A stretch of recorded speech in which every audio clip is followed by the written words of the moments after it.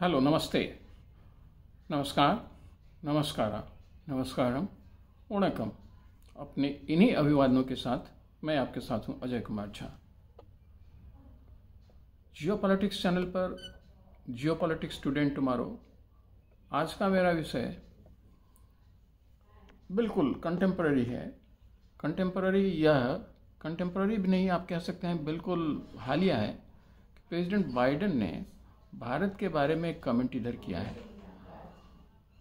और अभी एक आध हफ्ते पहले ही उनका ये कमेंट आया है भारत के कंटेक्स्ट में। और भारत के साथ साथ उन्होंने जापान, चाइना और रसिया को भी लिया है।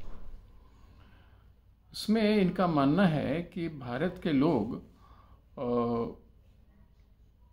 वो दूसरों से भी द्वेष करते हैं, सिनोफेबिक। अब और ये उन्हें अच्छा नहीं मानते हैं। उन्हें एक तरह से आप कह सकते हैं कि ये एक अच्छी बात नहीं है और यही वजह है कि भारत का ग्रोथ नहीं हो रहा है, जो सरप्राइजिंग है। और इंसिडेंटली, और ख़ास करके अमेरिकन प्रेसिडेंट जब इस बात को कह रहे हैं तब दोनों तरीक़ों से अगर आप देखें तो सरप्राइजिंग है। सरप्राइजिंग इसलिए भी है कि उनका मानना है कि भारत का ग्रोथ नहीं हो रहा है, और दूसरी बात यह है उनका ये कहना कि भारत में लोग जो उनके अपने समाज से जुड़े हुए नहीं हैं, बाहरी लोगों को वो अपने से अलग मानते हैं और वो उनसे विद्वेष करते हैं, उनसे घृणा करते हैं, उनसे नफरत करते हैं, जो कि अमेरिका में नहीं है। और साथ ही साथ वो ये भी कहते हैं। अब बतलाइए, इस पर विचार तो होगा ही, और इसके क्या इम्पैक्ट पड़ेंगे जियोपॉलिटिक्स पर, और भारत के नज़रिए से दुनिया के लिए ये क्या बतलाना चाहता है उनका ये स्टेटमेंट। ये तो निश्चित तौर पर चर्चा में आएगी, और आई भी। हमारे विदेश मंत्री ने, भारत के विदेश मंत्री ने इस पर जम करके चर्चा की और उन्हें बिल्कुल आईना दिखाया। अमेरिकन प्रेसिडेंट के इस स्टेटमेंट पर उन्होंने अपना आईना दिखाया, उस देश को आईना दिखाया जो यह कह रहा हो कि उनके यहाँ लोग दूसरे रेस से, दूसरे तरह के जो सभ्यता है, समाज है, उस तरह से आए हुए लोगों को से विद्वेष नहीं करते हैं, या जो उनसे मेल नहीं खाते हैं वे उनसे बिल्कुल मिलजुल कर रहते हैं। सबसे पहले तो हम अपने देश की बात कर लेते हैं, भारत की बात कर लेते हैं। भारत एक ऐसा मेल्टिंग पॉट है जहां इस देश में प्राचीन काल से दुनिया भर से लोग आए, रह गए और यहीं मिल बैठ करके हमारे खून में, हमारे साथ एक हो गए, और वो हम उनके साथ रहे, वो हमारे साथ रहे। किसी की भी बात आप कर लीजिए, कहीं से भी आए हुए लोगों की बात कर लीजिए, ईरान, पारस जो एक समय में जाना जाता था जिस नाम से मंगोल, या फिर टर्क, कहाँ से लोग नहीं आए इस देश में, हर एक जगह से आए।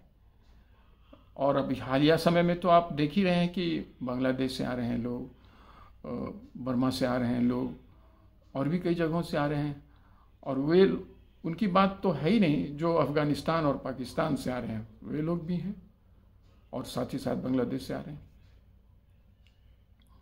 और सब हैं, सब कोई हैं। अब उसके अलग इश्यूज हैं, जो सीए का मसला है, अपने देश का मसला है, उस पर तो अभी मुझे बात करना नहीं है। मेरा जियोपॉलिटिक्स का चैनल है, इसलिए मैं इस बार अपने इंडिया पॉलिटिक्स वाले चैनल पर बात करके बताता रहा हूँ, आगे भी बताता रहूँगा कि वो स्थिति क्या है और अलग है।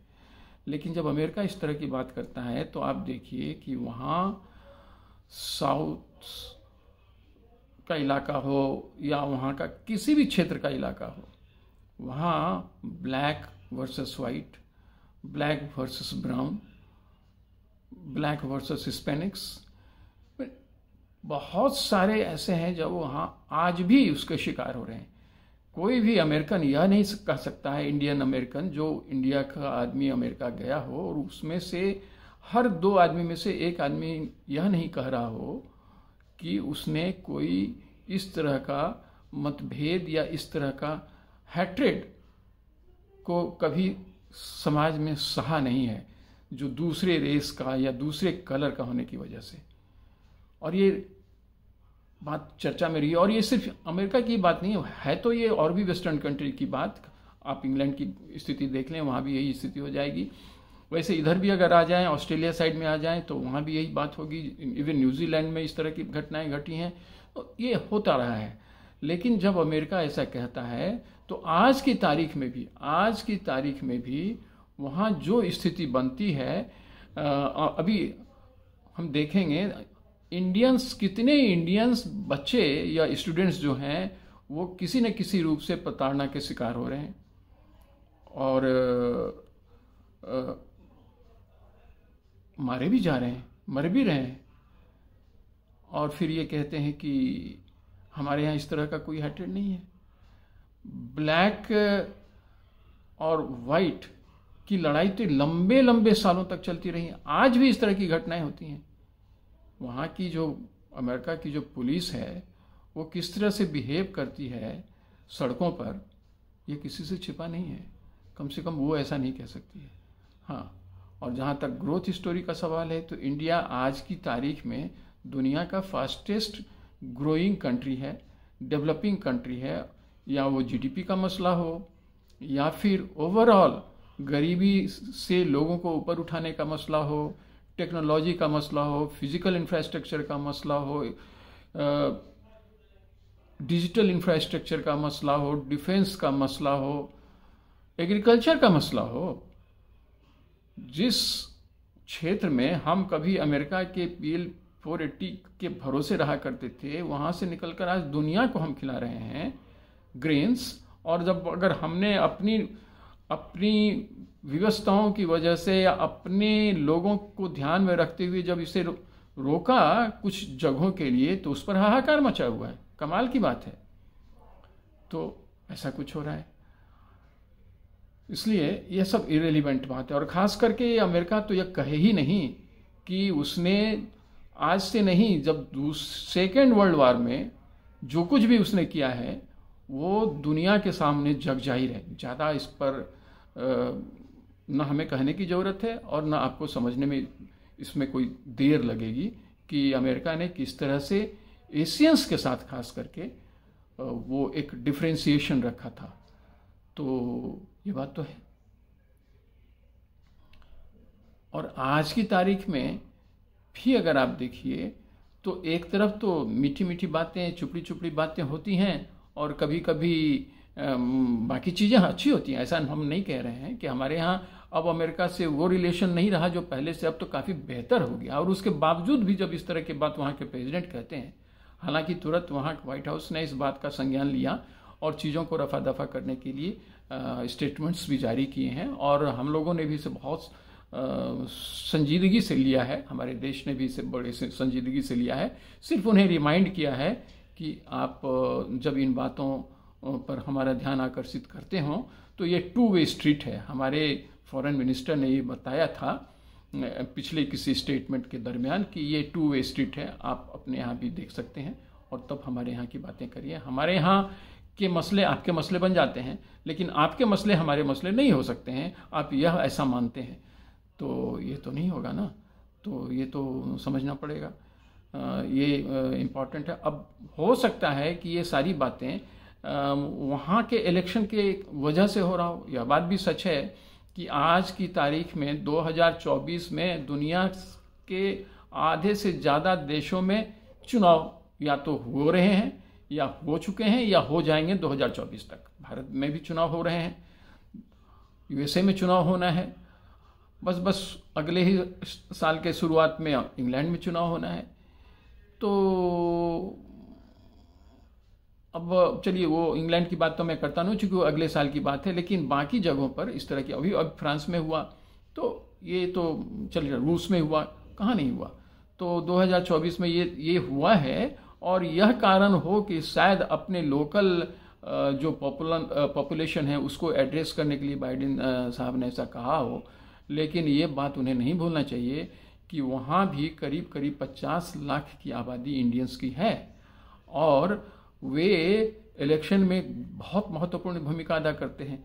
सिर्फ अपने पॉपुलेशन के आधार पर ही नहीं, अपनी क्षमता के आधार पर, अपनी संपत्ति के आधार पर, अपने जो कुछ अचीवमेंट्स उन्होंने कर लिए हैं हासिल, उसके आधार पर, तो ये उनके लिए भी अच्छा नहीं है कि भारत के बारे में ऐसे कमेंट्स करें जो रिलेटिव जो कहीं से भी सही नहीं है। खुद उनके देश के बड़े बड़े लोग, खुद ब्लिंकन साहब ने कहा है और भी लोगों ने कहा है, अभी बफेट कह रहे हैं जो सबसे बड़े इन्वेस्टर के रूप में दुनिया में जाने जाते हैं कि अब वो भारत में भी इन्वेस्टमेंट करेंगे क्योंकि अपॉर्चुनिटी यहाँ है। अभी अभी वर्ल्ड इकोनॉमिक फोरम ने कहा है कि भारत किस तेजी से ग्रो कर रहा है, इंडियन मॉनेटरी फंड ने कहा है किस तरह से ग्रो कर रहा है, वहाँ की जो क्रेडिट रेटिंग एजेंसियां हैं वो कह रही हैं कि भारत दुनिया के फास्टेस्ट डेवलपिंग कंट्री के तौर पर, मतलब जो हमारा जो जीडीपी है और जो हमारी इकोनॉमिक वृद्धि की रफ्तार है वो बढ़ रही है। तो यह सब कुछ तो आज की तारीख में पिछले 10 सालों में भारत ने जो हासिल किया मोदी जी के आने के बाद से, तो बेइंतहा हम आगे जा रहे हैं। लेकिन हाँ, इसका अर्थ यह भी नहीं है कि हमने वह सब कुछ हासिल कर लिया या बस हाल ही में कर लेंगे जहाँ तक अमेरिका हासिल कर चुका है। संभव नहीं है, हो नहीं सकता है। लेकिन हम लगे हुए हैं और लगे हुए हैं तो हम भी पहुँचेंगे। लेकिन बाइडेन साहब का यह कहना और ख़ास करके इलेक्शन पीरियड के दरमियान कहना और भारत के बीच इलेक्शन के दरमियान कहना, ये सब क्या बतलाता है, इससे हम लोग खुद ही बड़े अचंभित हैं। लेकिन खैर ऐसा लग रहा है कि अमेरिका में बातों को बहुत जल्दी समझा गया और इसका बड़े सही तरीके से परिमार्जन भी किया गया।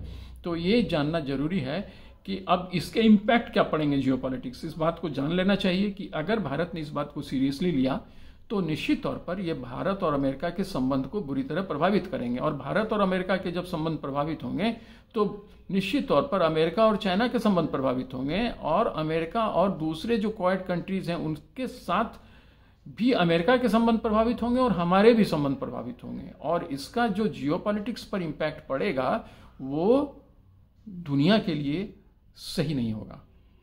अगर भारत को उससे नुकसान होगा तो दुनिया के बाकी देश अब इसके नुकसान से वंचित रह जाएंगे। खुद अमेरिका हो, वेस्टर्न कंट्री कोई भी हो, यह संभव नहीं हो पाएगा। तो लोगों को केयरफुली बातों को देखना चाहिए। मैं तो यही मानता हूँ। और जियोपॉलिटिक्स में तो कम से कम इस तरह के स्टेटमेंट्स बड़े तौल करके दिए जाते हैं और वो भी उस लेवल से जब आ रहा हो कि प्रेसिडेंट के लेवल से जब आ रहा हो तो निश्चित तौर पर यह चिंता की बात बनती है। जियोपॉलिटिकल लेवल पर तो निश्चित तौर पर बनती है। शायद अब तक आपने हमारे चैनल को अगर अब तक नहीं किया होगा सब्सक्राइब तो वो तो कर ही लिया होगा और शेयर भी किया होगा, तो उसे भी अगर नहीं किया है तो कर ही लीजिए। ये मेरा एक रिक्वेस्ट है आपसे। Thank you. जय हिंद।